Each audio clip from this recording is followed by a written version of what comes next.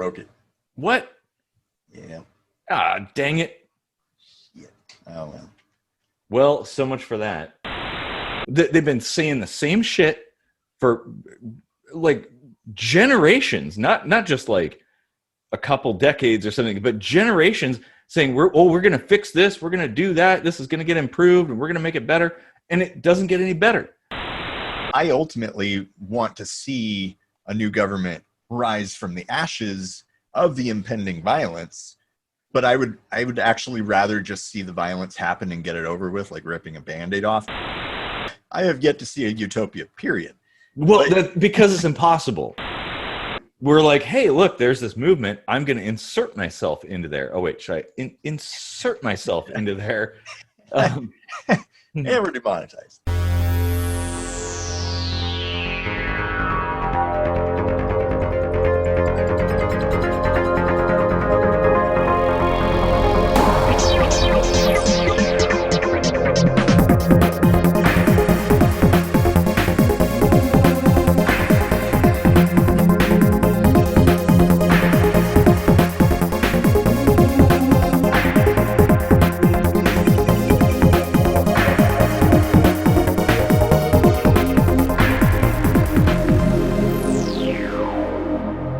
Welcome to another Kitchen Sink Microscopy. I'm Casey Rochford, and we'd love it if you'd like and share and subscribe to the channel, and we'd like to give a shout out to some of our new patrons over on patreon.com/KSMvidcast.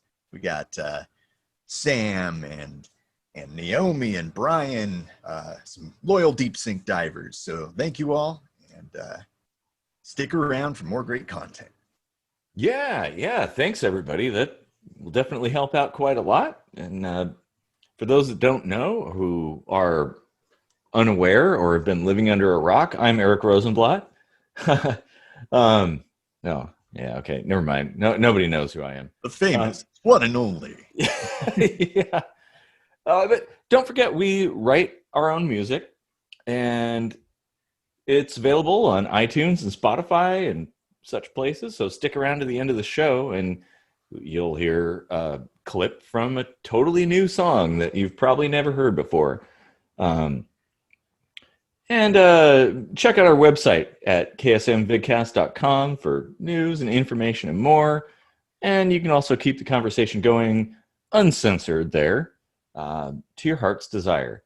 So, Casey, what would you like to talk about today? Well, I was thinking, with all the election stuff and the brewing civil war, there's Civil War 2.0. Yeah, there's a lot of people that misuse labels, and I mean, they use the word literally in front of things like literal Nazi and stuff. But I mean, like, they're all basically dead now, like literal Nazis. Like that was a thing. And what, we have a word for it, new. Yeah, Neo-Nazi. exactly. Neo-Nazis, they're a thing. Because the Nazi party is no longer in existence, and Germany is now just Germany. And it's not to say one's worse than the other. They're both bad, but and on the flip side of that, you've got this Antifa, this relatively new name for anti-fascists, and people are saying that Antifa has been around since the 40s or the 30s or whatever, and it's like, well, that was the Allies, well, and you could almost say with the Nazis and stuff, like maybe this is neo Antifa, right? It's a reimagined kind of thing. Like it's kind of like neo-paganism, right? Like there's no the whole pagan thing, like that's gone and dead. That was 1,000 years ago. And if you're pagan now, you're a neo-pagan. Like you have an iPhone and that kind of thing.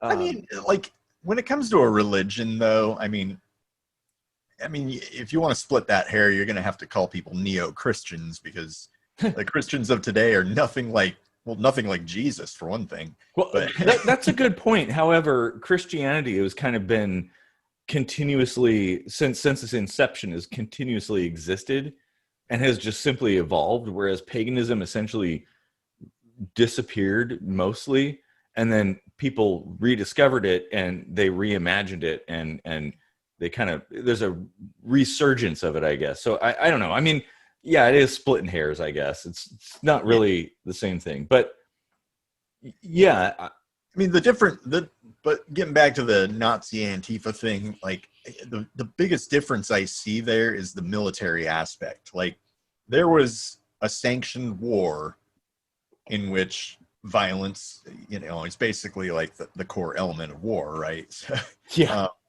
The whole like punch a Nazi thing, people try to justify it by saying that, Antifa is what won the war, and no, it was a concerted, multinational effort. Yeah. Well, that's true, and I, not to belittle or dismiss all of the parties involved, but I'll tell you who won the European side of the war is the Russians, and people forget that. So never forget, it was the Russians that won that war. But yeah, like the thing is, like, you're right. They're at the time, like, in Germany in the 30s and stuff like that. It was a government thing.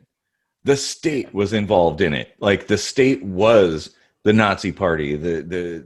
You had officials, and it was a militaristic kind of thing. Whereas if any kind of Nazis-ish, like neo-Nazi people exist in the US, let's say, then they're not government sanctioned. They're not like on the payroll of the state. Like, right. They're just acting alone or in a small group or something, and they really don't have any real power, I guess, other than the power of intimidation or something, maybe. Because, I mean, whatever. There is that. There's actual danger in it too. I mean, like, they're not military, but they do kind of form militias and stuff like that.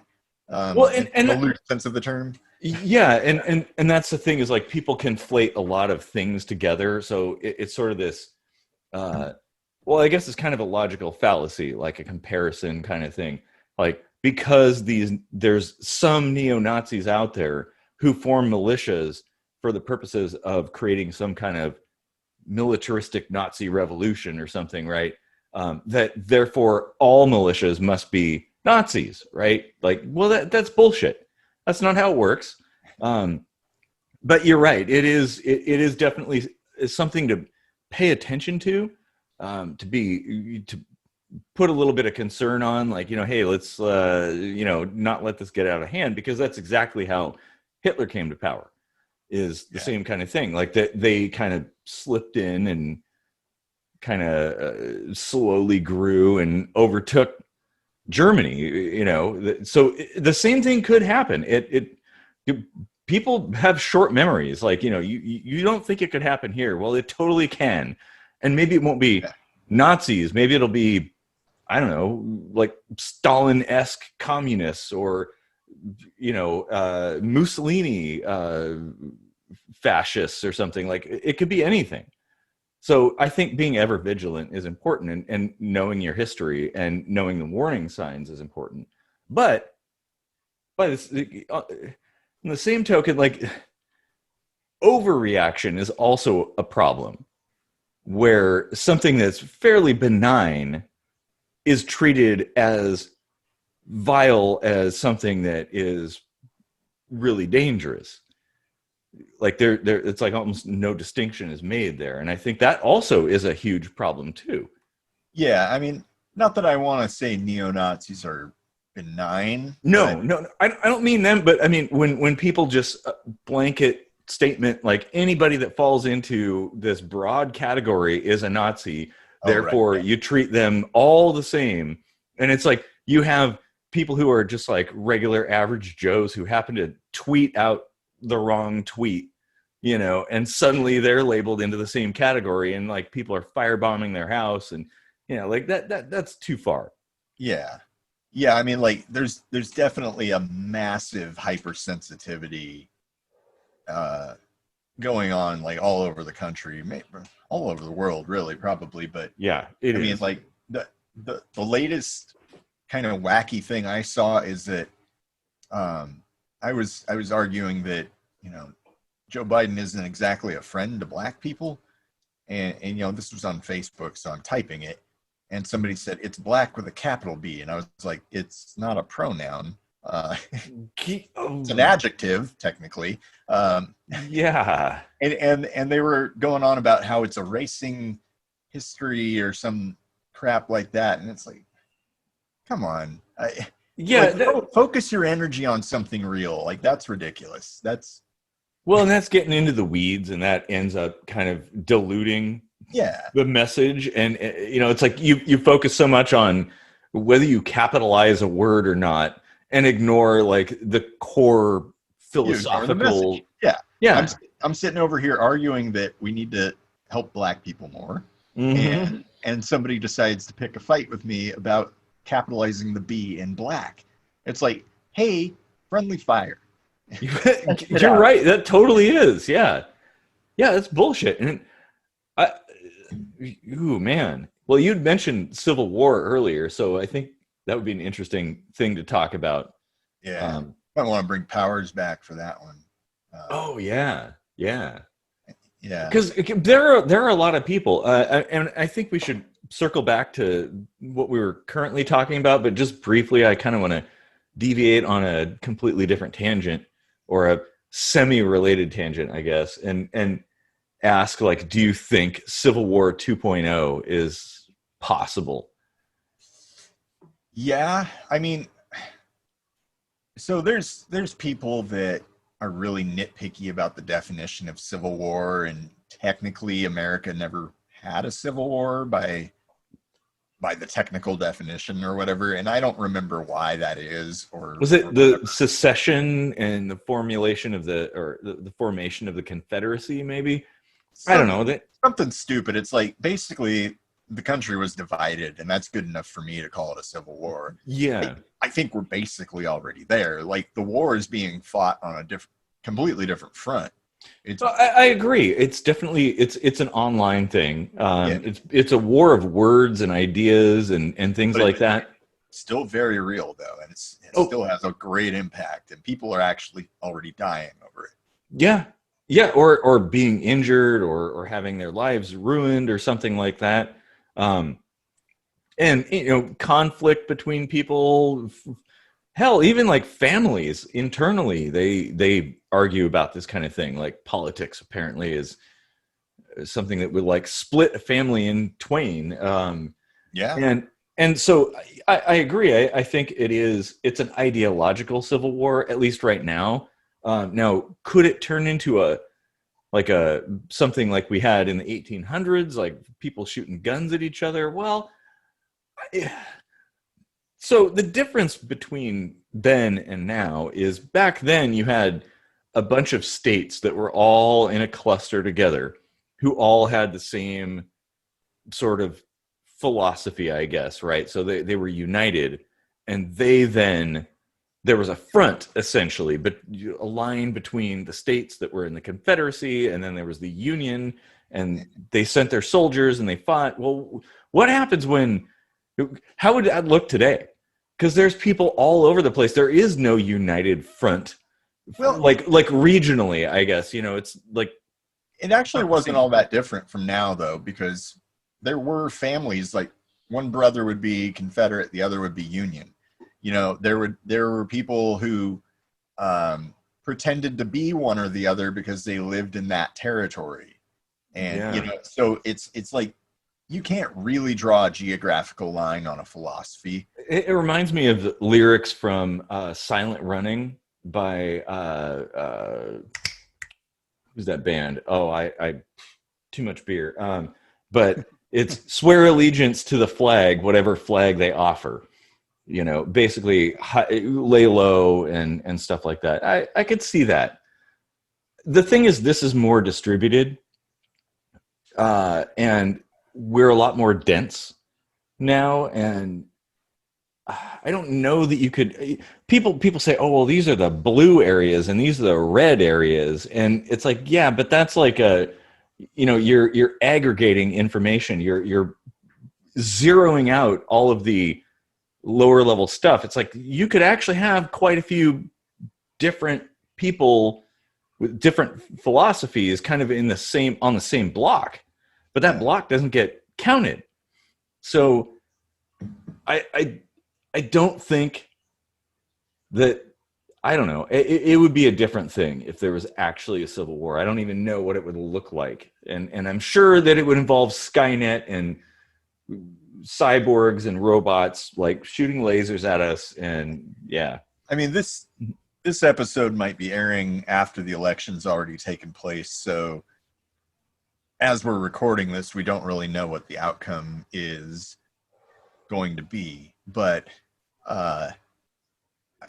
I expect there to be a great deal of contention no matter what happens. I agree.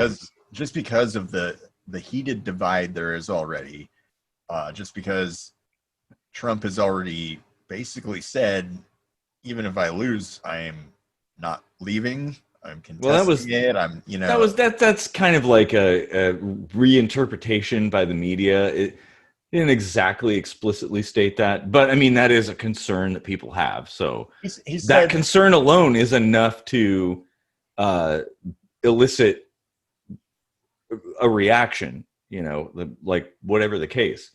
But then how do you separate? I mean, he said we'll see. And I mean, that was like months ago, though. I think now it's changed. I mean, I'm just trying to be like, level in this regard. Yeah, that points to a definite conflagration of, there's going to be drama. Well, exactly, and that's my point. Is no matter what happens, if there's any kind of issue or something, if it's not like some kind of landslide in either direction, then there will definitely be a conflict. If it's really close or something, people are going to be looking at things, they're going to be arguing about things. Everybody thinks that the other side, one side thinks the other side is cheating and is gaming the system, and so like that is a recipe for some kind of conflict. Yeah. Whatever it metabolizes into, This is basically like the inevitable end of the road that we've been traveling down with the two-party system. We've been building this divide for a long time. Yeah. A very long time. And I mean, even though we've had presidents and vice presidents of either party at the same time in the not so distant past, that divide was still there. It just wasn't as marked as it is now. It does, yeah, because people could sit down at Thanksgiving and have a political discussion and disagree, and maybe they argue a little bit, but now it seems so much more visceral, like more. Well, it's like amplified. There's more at stake, Is there really though? Yeah, it's kind of come down to the question of the human condition, because that's really what all this boils down to. The whole Nazi Antifa or neo-Nazi and Antifa thing is all about like wanting to treat people with respect or wanting to hold power over people, and that's treat them with contempt. Right. Yeah. Yeah. And so that, not that I really like the violent, and not to say that it's all violent, but the whole violent thing with Antifa, I'd rather side with them than neo-Nazis, obviously. And I mean, that is kind of that's a shit sandwich, or turd burger. Like I mean, yeah, like the Nazis are the ones running around like saying they're better than other races, carrying their guns and using them on people. Like if you're just punching somebody, all right, fine. Well, I mean, it's still shitty. Like, yeah, it's a dick move, but you're not killing someone. And I feel like maybe that's not the right way. Like, diplomacy is a better solution. If you're intelligent, if you're an idiot, you just punch people because you got nothing else, or shoot people. Right? Eventually, it does have to come to that in certain circumstances. Yeah. Well, it depends. It depends on the situation. Diplomacy can work, but if the other side isn't willing, like if they don't want to change whatsoever or compromise, then eventually you do have to resort to violence. Like, I don't like that, but unless the entire system changes, like unless there's no power to be had because there's no power whatsoever. Like, I would like to see the outcome of all of this be that everybody has a sudden realization that anarchism is a sensible solution, or at the very least, third parties become more prominent, like new voices, new ideas. Like, for so long, we've had these two complete buffoonery systems, like total idiots. They're completely inept. They've been saying the same shit for like generations, not just like a couple decades or something, but generations, saying we're going to fix this, we're going to do that, this is going to get improved, and we're going to make it better, and it doesn't get any better. And maybe is there someone else up there we can talk to? Anarchism already exists in pockets, though, and I don't know that you could really. Where? The police. They get to do whatever the fuck they want, and they don't answer for anything. The autonomous stones that have been popping up here and there. It's not quite the same thing, but that's probably a topic for another conversation, though. Yeah.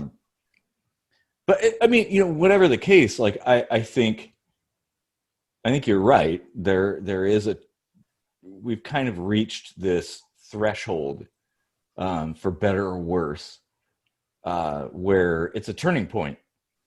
And yeah. And I mean, obviously better government or, trying different ways would be the ideal solution, but it's a lot harder and it takes a lot longer. And when you've got a dire situation, I think it does have to come down to violence. Like, I ultimately want to see a new government rise from the ashes of the impending violence, but I would actually rather just see the violence happen and get it over with, like ripping a Band-Aid off, because if we just draw out this crap even longer. Well, the problem I see with that, like the risk there, is that historically violent revolution has created some of the most awful situations. Like, it isn't that the most intelligent, thoughtful, reasoned people are the ones conducting this revolution and they decide the course. No, it's usually like angry people burning things, shooting people, doing things. They take over and they don't know what to do. And so where do you go from there? There's a quote unquote power vacuum at that point. And I have yet to see violent revolution result in like perfection or a utopia or anything. I mean, maybe you could possibly argue that the American Revolution. I have yet to see a utopia, period. Well, because it's impossible. Yeah. That there is that. Yeah. But the American Revolution might be something that made a difference for a minute. But then again, the trajectory wasn't perfect. We're talking people came up with these ideas. They had some good ideas and maybe couldn't foresee the future, obviously. And they created a plan and it worked for a while, but here we are back again. Same shit, different day. I don't understand either extreme. I don't understand the mindset. Like, I suppose I understand the anti-fascist just because I'm so diametrically opposed to that particular philosophy of. Well, yeah, I agree from that standpoint, but I think that it isn't simply anti-fascist, it's more than that. Like there is an underlying agenda there, and there's a whole group of people, and people are like, well, that's not really a thing. Well, it's a philosophy. It doesn't have to be an official organization with a headquarters and a website. Right. Like it's a philosophy. And so yeah, I don't know. Oh, I mean, man, it's kind of like what we talked about with Tip and Ocean the Ghost about Black Lives Matter becoming kind of commercialized. Like it started out just kind of like an idea, a philosophy, a catchphrase, and then it morphed into you could almost say like a different faction where it became commercialized, but there's still probably a preponderance of people that still just view it as a philosophy. And well, it's the same thing with Occupy Wall Street, right? Like it had a very clear idea, or the Tea Party movement and stuff. Like very simple, clear idea, and then it was usurped by opportunistic people who were like, "Hey, look, there's this movement. I'm going to insert myself into there." Oh wait, should I insert myself into there? And we're demonetized. But I didn't have the one-size-fits-all glove. I swear, it's when you put a name on something, you open the door to pigeonholing the entire philosophy as like, oh, it's got to be this way. That's its name. That's what it is. Well, you're right. Like, absolutely. Because I consider myself an anarchist, but now I have to say a voluntarist, because I get in arguments with people like, well, that's not real anarchism. I'm like, what the fuck is real anarchism? Look at the definition. Like, okay, you have a different philosophy, I have a different philosophy, but we kind of agree on a lot of points. It's kind of like religion. Like, how different is a Lutheran from a Catholic, really? Like if you think about it, like there's a lot of coincidence there. But yeah, like labeling things and putting a name on things, just like I can't stand that. It actually does a lot more harm than good in a lot of cases. I mean, I get why you have to label things, because you have to be able to communicate and understand one another, right? So like I get it. I get that like I'm not so anti-label that I'm like, well, I don't want to call you my girlfriend because that's labels, and I just don't want to like label anything, well, we have a relationship and we see each other, so that's what it is, right? Like and I think the important thing is that all parties involved understand there's a little bit of wiggle room there, right? Like you may not necessarily interpret that term exactly the same, but girlfriend doesn't necessarily mean monogamous girlfriend, for instance. True. Yeah, exactly. Like you could be poly like myself. But using the correct term is, oh, I want a cracker. I think it's important to use like terminology is very important. Like you said, communication, explaining yourself, having a dialogue, like it's important. Exchange of ideas, like that's what us humans do.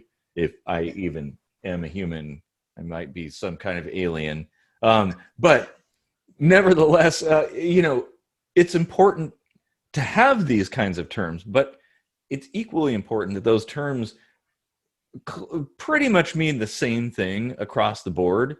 And I don't think that they do. When someone like says a particular thing, I don't know, like especially things like Nazi, Antifa, anarchist, whatever. Like I hear those terms and it's like, well, that could be anything, honestly. Especially how liberally it's thrown around. That's the thing. The more broadly a term is applied, the less meaning and impact it eventually has, right? Like think about the term racist. everybody's a racist now. So what does that even mean? Oh yeah, like they're trying to redefine the term to the point where literally everybody is a racist, and you're supposed to constantly be checking yourself. And I like the philosophy. I totally abide by the philosophy of constantly trying to better yourself.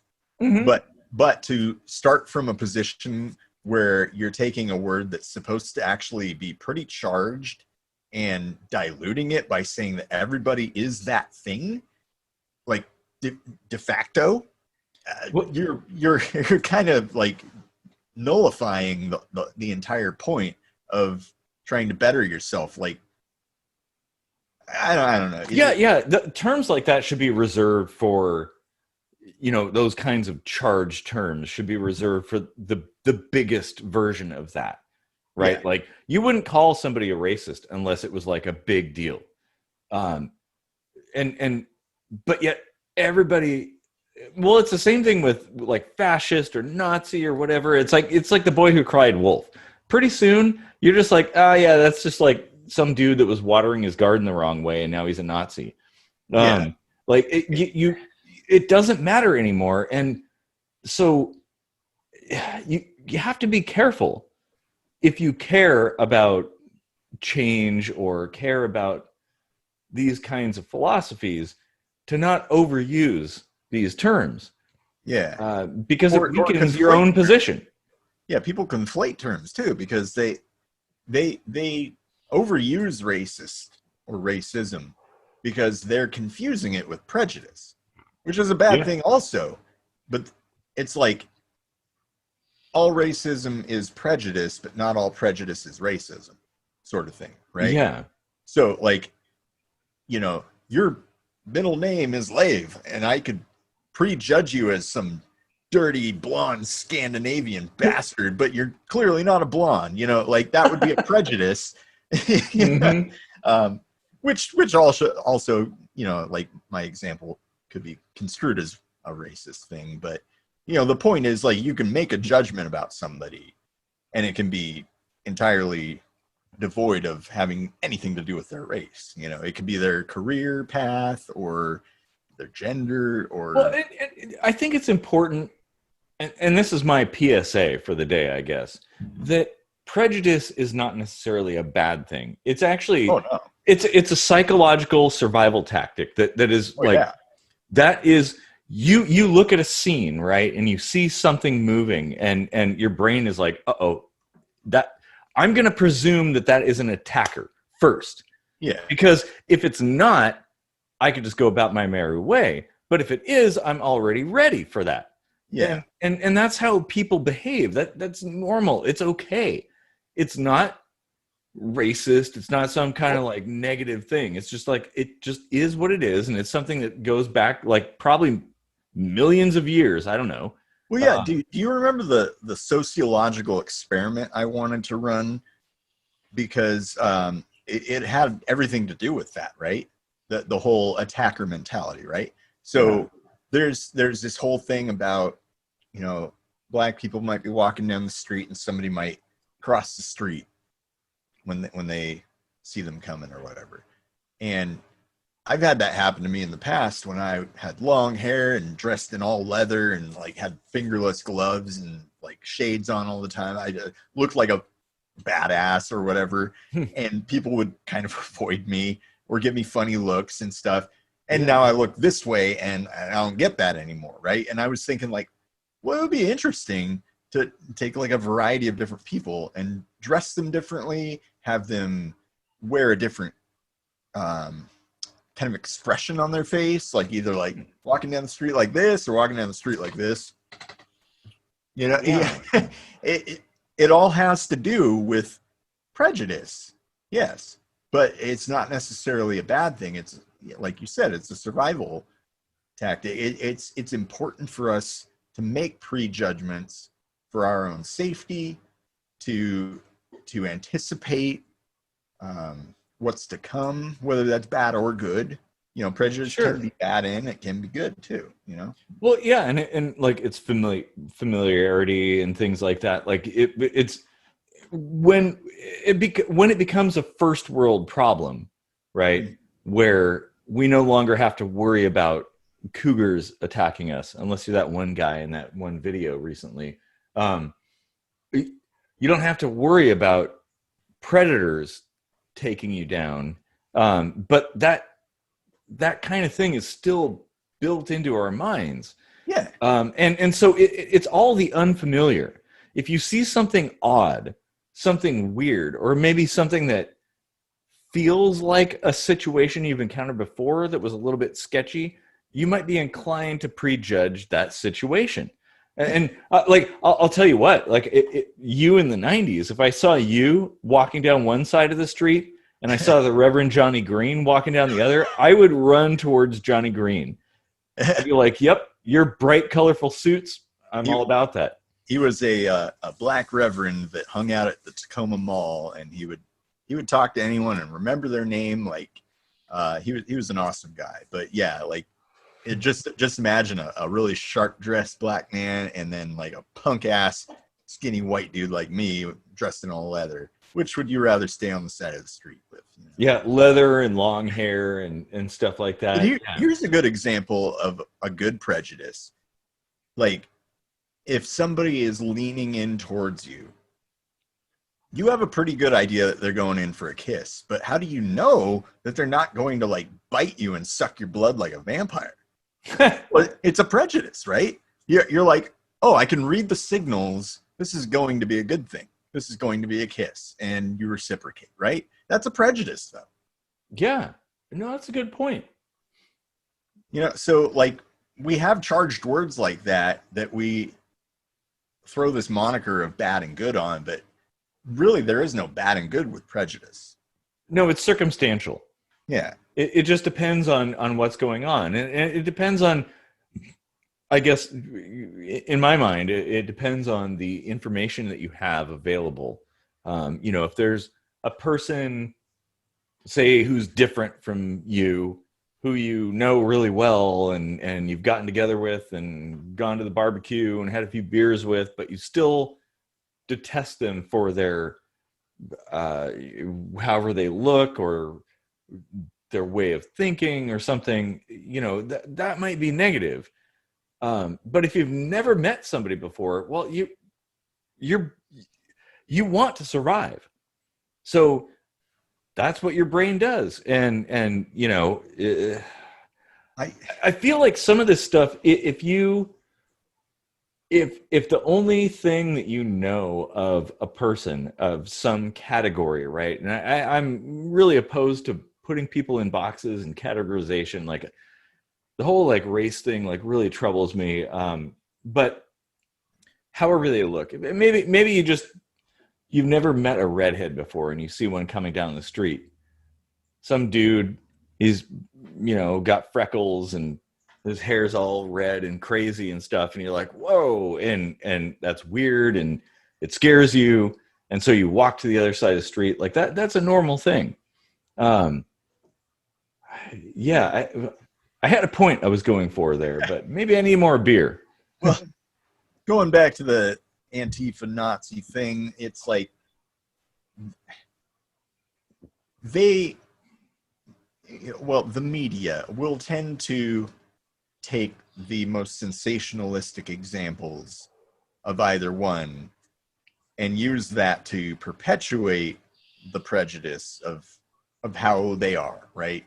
Yeah. You know,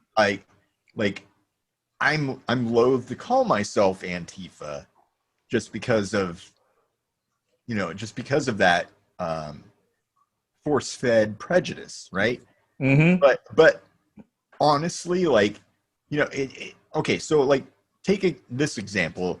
Sometimes when you see something good in the newspaper, a feel-good story or whatever, it'll be like a group of bikers raised a bunch of money for cancer or whatever, and that's supposed to be like exceptional for some reason, but it's like they're just human beings. Of course they can be kind and care about other people. But they say, like, because they're bikers, they would totally not do anything. Right. A bunch of Hell's Angels did that. Yeah. It's like somebody could call themselves Antifa and be a never hurt a fly, right? Or somebody could call themselves Antifa and just want to go out and hurt people. You know, there's and that's where that nuance is really important. And I think people should look at the world that way, like with a critical eye, you know, and that's why I'm a little bit averse to calling myself an anarchist, because, you know, when I say that, people have a picture. They think, oh, you're some kind of angsty teenager, you're throwing Molotov cocktails into buildings and stuff. And it's like, nah, I'm like a total hippie peacenik, like a pacifist. And that's unexpected. But yeah, like putting that label on somebody, like if you call somebody racist, they assume the worst. They don't assume the best. Like, and that's one of my core philosophical beliefs, like always assume best intentions, right? Like if you don't know what's going on, assume that the person who you're judging has the best intentions in mind. But here, yeah, the media certainly perpetuates that because it sells views. Yeah. Like they get viewership because it's, you know, fear and sex sells and things like that, and yeah, creating this boogeyman that they can keep feeding on, sucking its teat for the sweet milk of profit. They're going to keep doing it, and people keep viewing, and that's why I feel like freedom of the press is one of those things that needs to have some privileges attached to the right. You know, like you have to maintain objectivity that defines the press, right? Like reporting the news is supposed to be just the facts. Yeah. But it's morphed into something way more than that because of money and greed. It's like, oh, we need to generate more revenue and get more sponsors, and so we got to be sensationalistic. Yeah, it's become like more op-ed and less. Well, there's a thing that used to exist a long time ago called journalistic integrity, and I think that's all but dead now, sadly. Yeah. At least in mainstream media, like the big companies. And so I'll say really this sucks. on a local level, I think they're pretty good about being objective most of the time. I agree. Yeah. Like, I would even watch Fox News sometimes in the Seattle area and be like, you know, I don't really see any kind of like conservative bent on this or, you know, anything like that. But if you watch like the Fox News channel, most of it is just opinion. Well, it is. Yeah. Fox News on the national level, CNN, MSNBC, like all that stuff. It's a bunch of panels of people, experts talking about things, and it's all opinion. Yeah. So I think journalistic integrity does still exist. It just gets ignored. It doesn't exist on a macro level, I think. Yeah. When you get macro, you get money. I mean, the BBC and to some degree, like Associated Press, they still kind of follow the guidelines of just reporting the facts, I think. And Al Jazeera, too, like that's a pretty decent channel. Like it's not without its flaws, but yeah, I tend to like the BBC just because it's an outside looking in perspective. That's a good point. Like, you know, they don't have any skin in the game in that regard. So yeah, they're more inclined to report on the facts. Yeah. And AP in particular, because and actually it's really enlightening and important, I think, to pay attention to how other countries are viewing what's going on here right now. And in fact, I used to, I occasionally still do, tune into the Cuban radio channel on shortwave. Like I've got my shortwave radio back there, and I listen to them. And it's definitely heavily anti-American, but they talk about things that I didn't even know existed. And yet again, like, don't just look at one news source. This is my second PSA for the day. Don't look at one news source. If something sounds sensational and gets you going, you know, like gets your blood boiling or something like that, that's a time you have to step back and look at a third party, you know, another country's news or something, another new, actually, even a competing news organization. Like if you saw something on CNN that like got you going, like go to Fox and see how they report it and compare them. Because in my experience, the truth is actually somewhere in the middle. Like CNN and Fox are totally not telling the truth fully. But if you look at the two extremes and you put them together, like whatever's in the middle might be true. And yeah, like go outside the country. That's actually a good idea. Yeah. Like there was this trip I took up to Canada in British Columbia, small town out in the desert. And British Columbia is a small town in the desert? Oh yeah, it's a pretty similar geography to Washington. Just slightly colder, and then in the desert area, slightly hotter in the summer. But anyway, while I was up there, I spent a good part of a day at an immigration office answering questions from a variety of different nationalities. And they were asking me a lot of questions about Trump and stuff. This was like right after he got elected. I don't think he had taken office yet, or maybe he was just in office. But so this is like 2015. 17. 16, 17. 16, yeah, sorry. Yeah. My years are COVID. It's fucked my brain in terms of years. Yeah, pretty much. But it was interesting not only to see what kinds of questions they had for me, but to hear what brought them to Canada.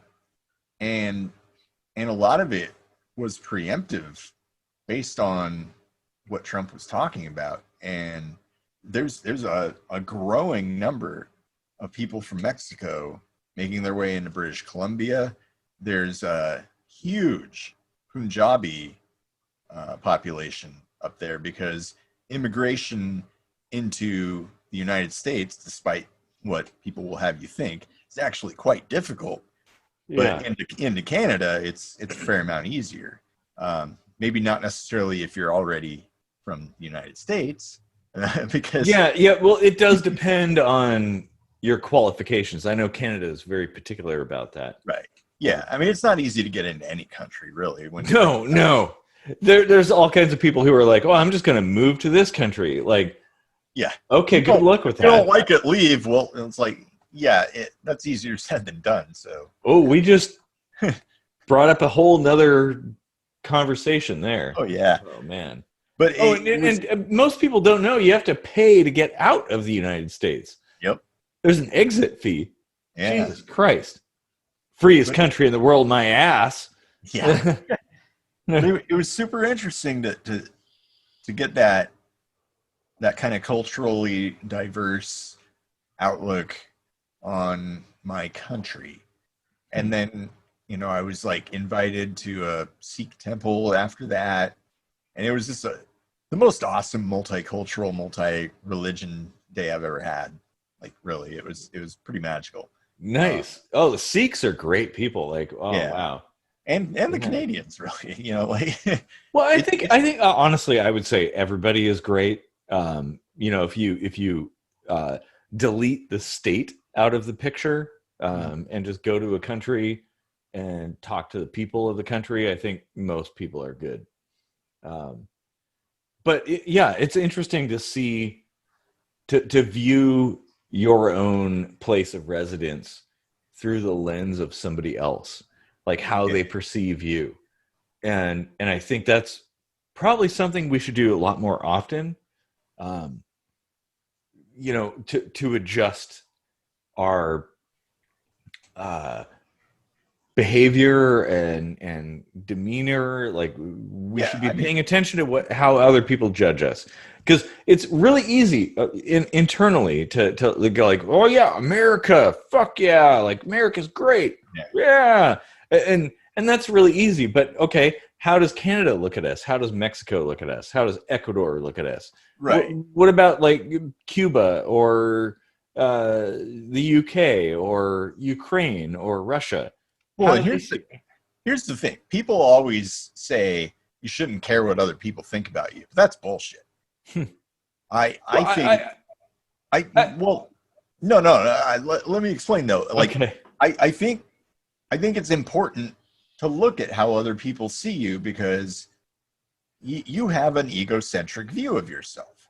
It's true. It's really important to see how you're coming across to other people, because the majority is probably got a better picture of what's going on. I mean, they're not knowing what's going on in your head necessarily, but if you take like a weighted opinion of yourself as well as a weighted opinion of how others view you, you might be able to come to some understanding of how you can better yourself. Well, and I think if there's a huge discrepancy between the two, there's cause for concern. There's misunderstanding. You're coming off the wrong way. Like there's room for adjustment. It's not that you have to do everything that other people want you to do or be what they want you to be. You just have to consider how you're coming across to them. Sure. Factor that in. So I'm not saying like, oh, you need to care what other people think because you have to be a carbon copy of what they expect you to be or anything. It's more like it's a common courtesy as being a part of a society to do your part to blend and not step on other people's toes and not be a dick, Well, yeah, exactly. And I think different cultures view different situations in their own way, and they're all valuable. Like they should be considered.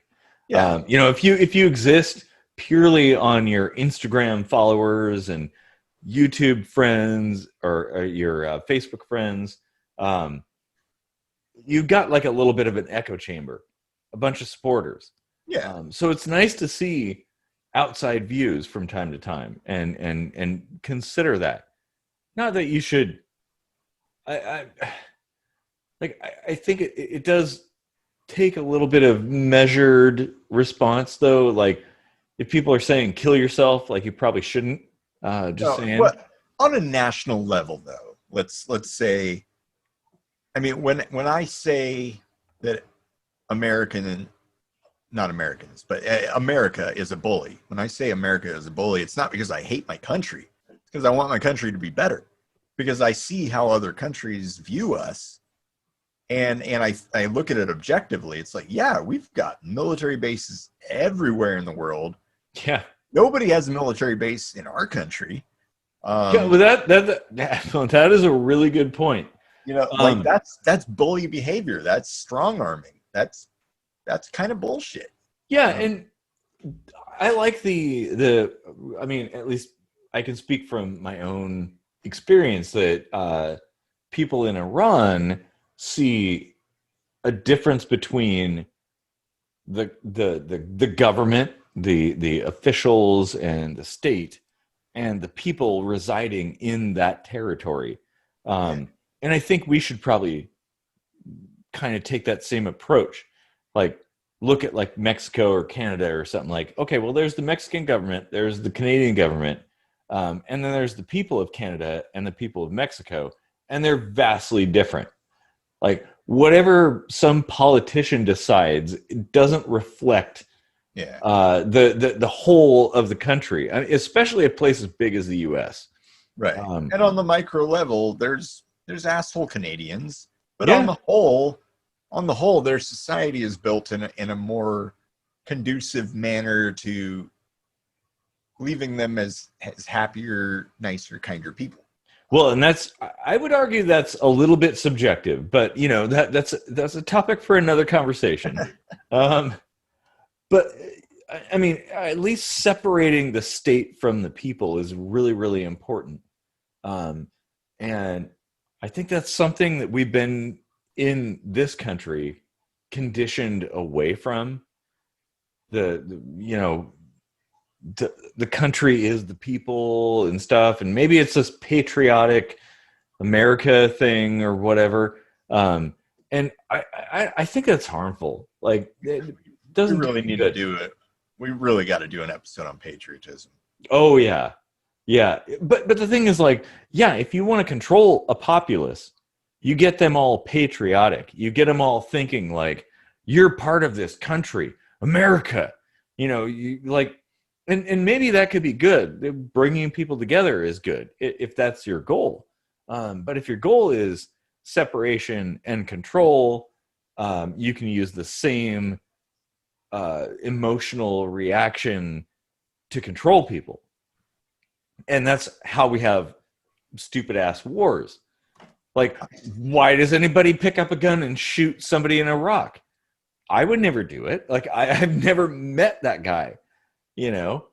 I saw a quote today that really floored me. And it said, like, from the ages 5 to 18, we were forced to say the Pledge of Allegiance and say, with liberty and justice for all. And now that we're demanding liberty and justice for all, people are pissed off at us. Dang. Wow. And it's like, I haven't heard anything more fucking on point in a long time. That's profound. Yeah. Man, that is, wow. And it's like, that's really, like, that's really the point. If you're a decent person, you just want everyone else to have what you have. Yeah. And more, like, you want more for yourself, you want more for everyone. You lift everyone up. It's not your bootstraps. You lift everyone with you. And because nobody does it alone, right? If you're up at the top, eventually you're going to need help, but there's no one around you because you've just elevated yourself so far above everyone else and become so aloof and standoffish, and nobody wants to help you. You're screwed. Well, just for the record, like, a lot of people that reside in the ivory tower are some of the most depressed, sad people, lonely people. Sad, lonely people. Yeah. I mean, yeah. I think there's man, I feel like we should keep going on this because, like, it's kind of amazing that, you've got an anarchist and a democratic socialist, and we agree on a lot of things. Yeah, I mean, I don't like to lump myself into any one thing, but if you wanted to pick, like, the things I most align with, yeah. Yeah, and that's not to say, I'm not trying to put you in a box. Like, yeah. I would never do that. Like somebody the other day was like, "Wow, you sound like a libertarian." It's like, well, I've voted libertarian before. I mean, like, there's actually a lot in common between democratic socialism. Exactly. Yeah. Exactly. Oh, man. I did a minute microscopy recently about open source programming being like democratic socialism, and you were like, actually, I kind of think it's more like anarchism. And I was like, well, they're not all that different, are they, really? Exactly. Oh, man. Well, and that's the whole point. It's like, we're a lot more similar than we are different. And if we focus on the differences, we can be manipulated. Like, these people up there, in these, like, high positions can dictate to us. They can pull the strings and make us do, like, dance like a monkey for them, play their games and stuff like that. And I think if people have genuine conversations, if you talk to your neighbors, I think we can avoid something like a Civil War 2.0. It'll be more like a civil BBQ 2.0. I would hope. Yeah. Wouldn't it be interesting if the next Civil War was actually civil? Yeah. It's just a bunch of people, like, drinking beer and, like, barbecuing ribs and stuff like that. Like, hey, man, we can agree to disagree, Yeah, like instead of voting, we should just have one giant Heineken ad. People get together and figure out what they have in common before they realize one's a Democrat, one's a Republican. Yeah. Oh, that Heineken ad is so good. Oh my God. Wow. I'd like to include it, but then YouTube. I'm looking at you, YouTube. That needs to be another episode in itself. Like, oh yeah. Oh man. Yeah. YouTube is now age restricted to 9/11 related videos of ours. What? 2 out of 3. Wow. I'm sure the third one's coming. Yeah, probably. Well, they retroactively apply their rules, so I don't understand why at all. But anyway, so follow us on BitChute. We're gonna mirror everything there. So yeah, I'm just throwing this out there that if this channel ever disappears, go to BitChute and look up the kitchen sink microscopy because we're probably gonna be there. Yeah, you just created one more thing for me to upload. It's a one-click thing. BitChute is super easy. Oh, man.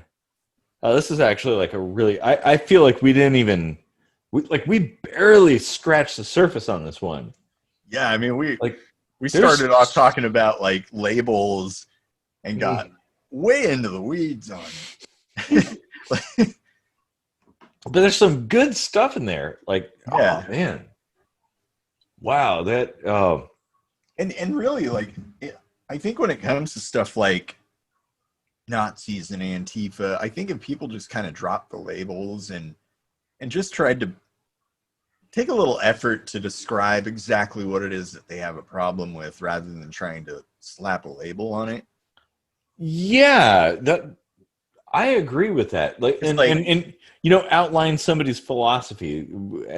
Say, specify the problems you have with said philosophy. Yeah, because here's the thing: if I say I don't really like what Antifa's doing, automatically you're thinking, so you like fascists?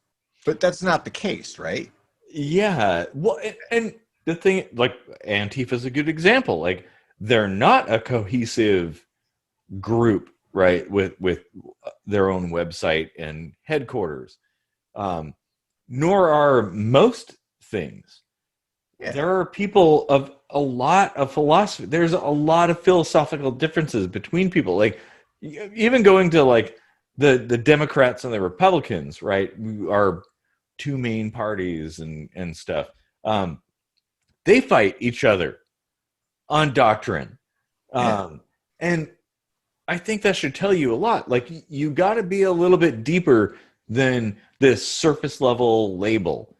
You can't just like be like, oh, they're like a neo-Nazi or that's Antifa or something. And oh yeah, yep, it's good. Like I've done my job. The Confederate flag, like there are plenty of people that use it as some kind of way to surreptitiously boast about how white people are better, right? But there's also people that actually genuinely see it as just a sign of Southern pride. And yeah, well, and like myself, like growing up, I had friends that had Confederate flags everywhere, and we just saw it as like kind of like a, kind of flipping off the government, like that kind of thing. That was what the Confederacy was all about. I've watched Dukes of Hazzard growing up. Never once did I ever get the vibe that there was some kind of hidden message about black people being lesser beings from the Dukes of Hazzard, right? And they had a Confederate flag on their car. So, and actually, that's a really good point. If you're going to make a decision about something, if you're going to presume, in fact, now at that point, you're going into that kind of territory where you're assuming something about a particular group of people. Maybe you should actually like sit down and watch videos of Dukes of Hazzard. Like, okay, find the racist content. Don't be prejudiced, right? Yeah. You should if that is such a big deal to you, you should apply the same logic to your enemies. And if it doesn't apply, like, okay, well, let it go. Yeah, I mean, cancel culture is fucking stupid. I mean, let's face it, right? I agree. I mean, so Archie Bunker, right? Like, there was some actually pretty potent racist humor in that, right? But nobody really pays that much attention to it right now. But you know, you have Bill Cosby, who was found by the courts to have you know, molested or raped some women, and people just kind of canceled the entire body of his work as a comedian. And it's like, he was funny. Well, and the Cosby Show was wholesome. Wholesome, yeah. It was a family show. He didn't cuss. He didn't make blue humor, any kind of blue humor or dirty jokes or anything. Even though he was dirty behind the scenes, he was still capable of making people laugh. And I grew up laughing at him. I had cassette tapes of the Noah's Ark bit. Was classic. You know, like, and yeah, he's a shitty guy in real life, right? But it doesn't mean that his comedy needs to be like cast aside like it never happened. That's stupid. Yeah, and that's the whole idea that, like, if there's one small flaw with something, that you have to discard the whole. Right. But if we did that, if we honestly did that, there'd be nothing left on this fucking planet. Exactly. So, you know, you have to take the good with the bad. You have to allow for, like, some flaws, some issues. Yeah, Bill Cosby, maybe I would argue it's probably later in his life when he got midlife crisis and stuff like that. Like, probably back in his earlier days, he might not have been as bad. But that's my own personal I mean, I still disconnect it from the comedy. I mean, like, yeah.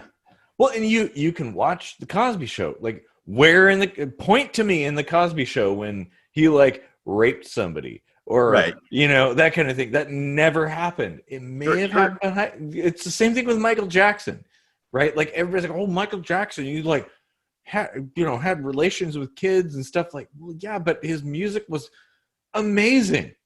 The guy was a musical genius. Yeah, notice nobody really canceled his music. They're just like, well, he was not a good guy, but you know, Thriller was still pretty awesome.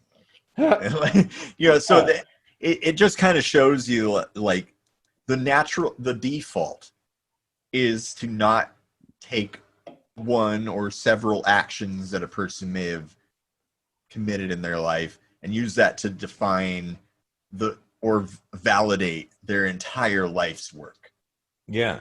Or their contribution to society. You know, like, that's dumb.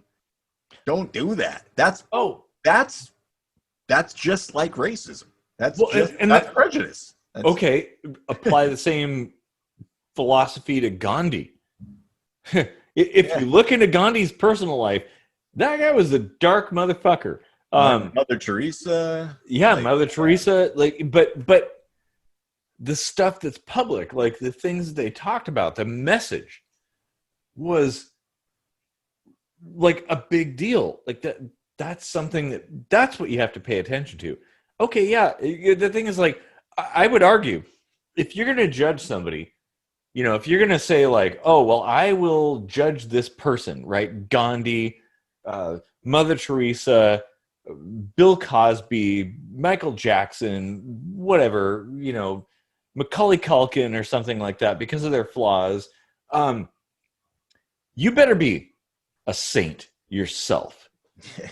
You know, like, if you're not a saint, if you've never done anything wrong, broken the law or done something a little bit sketchy, you know, you might have some ground to stand on. But I'd argue that most people that are judging those people have had some sketchy things in their past. You know what? If that were the bar, we wouldn't have prisons at all. Yeah. Think about that for a second. If you can claim that you've never done anything wrong, and that were the bar for being able to judge whether or not somebody else can maintain their freedom, everyone would be free. Because everyone's fucked up.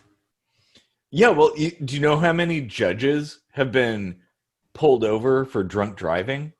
Oh, but yet they put drunk drivers in prison.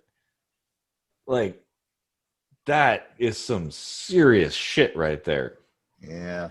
Like, it's the thing. It's like I said, a double standard, hypocrisy. It's a thing that I hate. Like, God, it drives me nuts. Oh man.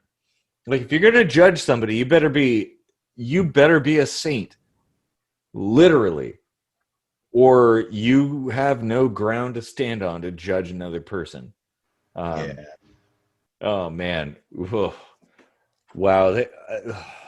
There's so many full episodes we could do off of this. Like, now I just want to go into how, like, judges should be, like, scrutinized on a regular basis. You know? Oh man. Lifetime appointment crap. Ugh. Yeah, well, and the whole idea of authority, like, people defer to judges, like, judges, oh, well, they're a judge, they must know what they're talking about. Like, okay, but that guy drives drunk every fucking night, and he gets off scot-free because the cops know that he's a judge.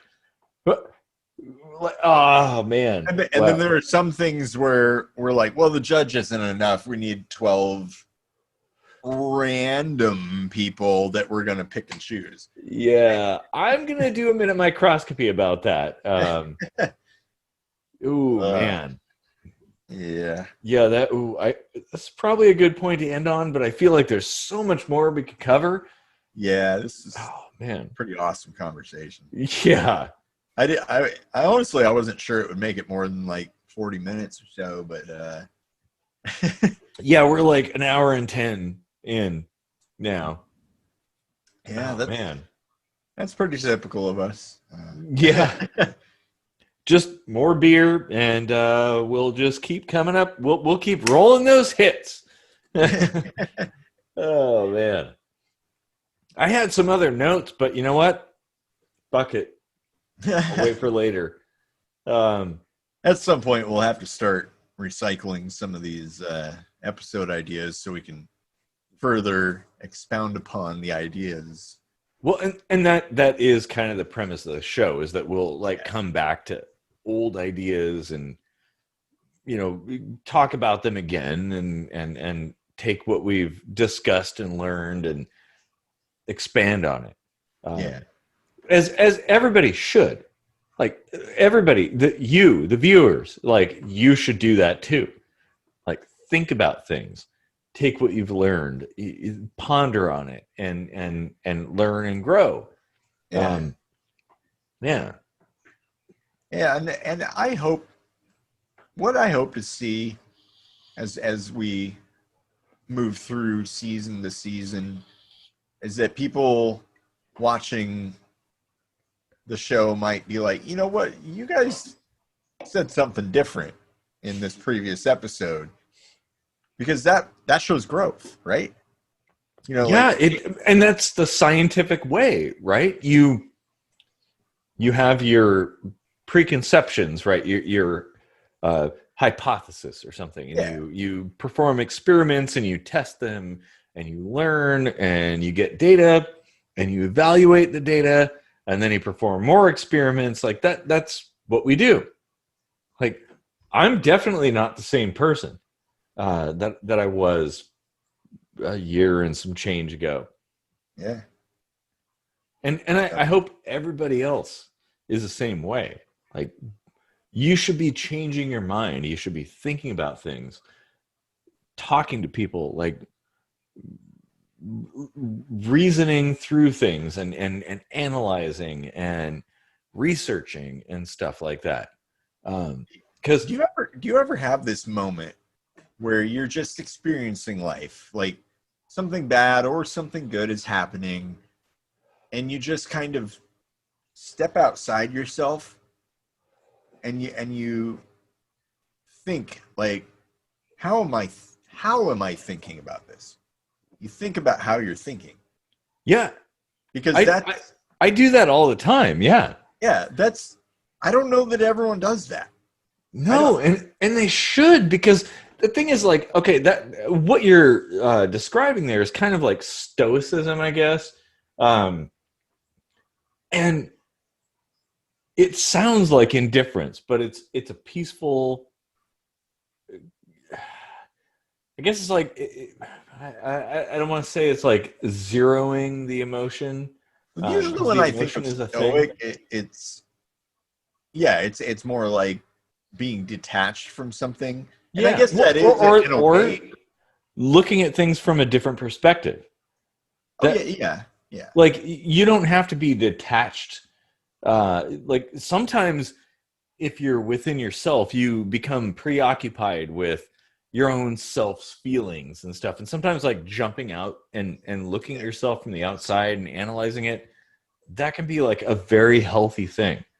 And it could be like an epiphany that resets everything, that you have like realizations you would never have before. I guess in a way that's kind of like a transcendental sort of, not necessarily a meditation, but maybe like a micro meditation where you basically you separate yourself from the situation for a moment and get a broad overview. And try to interpret things as other people are interpreting them. As if you had a narrator, like Morgan Freeman, narrating what was going on, like, oh my God, I would love it if Morgan Freeman were narrating my life. That would be so freaking amazing. Oh man. Wow. Yeah, I mean, I recently had a meeting with a boss in HR because I had a complaint. And there were moments where I felt justified in feeling the way I felt, but there were also moments where I did that. I stepped back and I said, you know what, maybe I made a hasty judgment. Maybe I didn't consider all of the factors, or maybe I had prejudice about where she was coming from. And I owned that stuff, but I also held my ground on the stuff that I felt was like genuine, and I think that's really important for people to do. It's like you've got to give and take. You've got to understand that you're not perfect. You've got to understand egocentrism is just one aspect of how a story is told, right? Oh man, that is so badass. Wow. You're gonna make me cry. I still end up quitting the job, but I mean, it was pretty toxic, and I need to come home anyway for my mom. So. Yeah, exactly. Like, you're way too far away. Well, you're always welcome on my boat. But that was just like it felt like a good example of what we've kind of been talking about is, like, we tend to label things. We tend to put things in boxes, and it's not always that cut and dry, right? Yeah, and like, there's an assumption that everybody ascribes the same meaning to things, which is definitely not the case. And I think that's harmful. That is exactly why people are talking about Civil War 2.0. Yeah, like, especially so if it's something innocuous, right? If somebody is like, well, I like potatoes, and you're like, well, it's called potato. That doesn't mean anything. But if there's some kind of thing where you think somebody's racist or somebody is bigoted or something like that, well, okay, that's a charged emotional thing, and that's the point where you should probably step back and think critically about it. And I know, I'm sorry, like public school has not taught us critical thinking skills. But it's more important than ever to employ those skills and learn them if you don't know them. Yeah. That's my third PSA. Oh, wow. Yeah. Potato.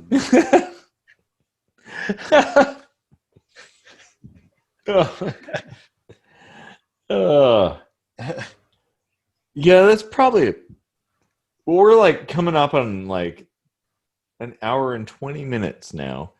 So that's probably like a good point to end on. But I really want to come back to some of these points. Like, holy shit! Like there was some good stuff there. Yeah, I could keep going, but my back teeth are floating. Yeah. Oh man. And I got like 3 hours of sleep, so I'm hoping that I'm coherent. We'll see. Yeah.